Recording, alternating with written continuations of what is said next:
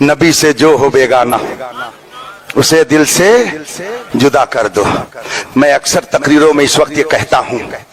کہ اس وقت سب سے مشکل کام کیا ہے جانتے ہیں؟ سب سے مشکل کام، کسی سینٹ سے آپ 1,00,000 کی فرمائش کیجئے، ہو سکتا ہے وہ آپ کو 5 لاکھ دے دے اور اس کو بھاری نہ گزرے۔ کسی بڑے سے بڑے عالم سے آپ کہیے حضور اس ٹاپک پر کتاب لکھ دیجئے، وہ 1 نہیں 4 کتاب لکھ سکتا ہے۔ بخاری شریف کی شرح لکھ دیجئے، ہو سکتا ہے سیاہ ستہ کی وہ شرح لکھ دے۔ یہ تو آسان ہے، مگر کسی سیٹھ کا، کسی عالم کا اگر رشتہ دار کوئی بدعقیدہ ہو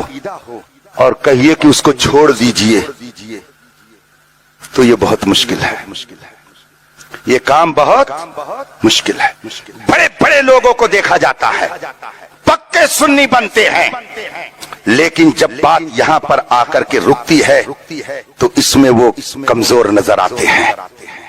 کمزور ہو جاتے ہیں۔ کیا بتائیں بیٹا ہے، کیا بتائیں بھائی ہے، کیا بتائیں چچا ہے، کیا بتائیں بھتیجا ہے، چھوڑے کیسے، کس کی جنگ مول لیں۔ تو اس وقت سب سے بڑا کام یہ ہے کہ آدمی دین کے لیے، شریعت کے لیے اپنے رشتوں کو بھی چھوڑ دے۔ یہ خوبی سب کے اندر نہیں ہوتی ہے۔ تاج الشریعہ اگر کہتے تھے کہ نبی سے جو ہو بیگانہ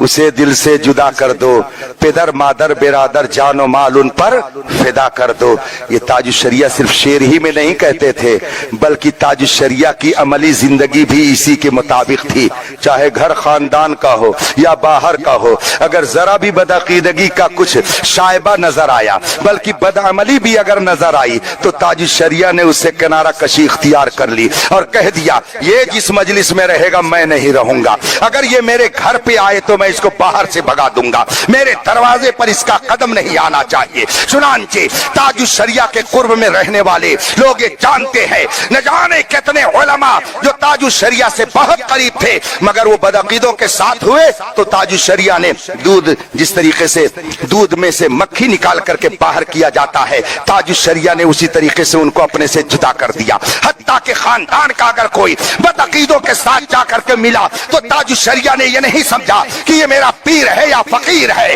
یہ میرا بھتیجا ہے کہ میرا چچا ہے، پابندی لگا دی کہ وہ اس تقریب میں نہیں آ سکتا ہے جس میں میں رہوں گا، اور جہاں وہ جائے گا میں جا نہیں سکتا ہوں۔ یہ تقویٰ تھا تاج الشریعہ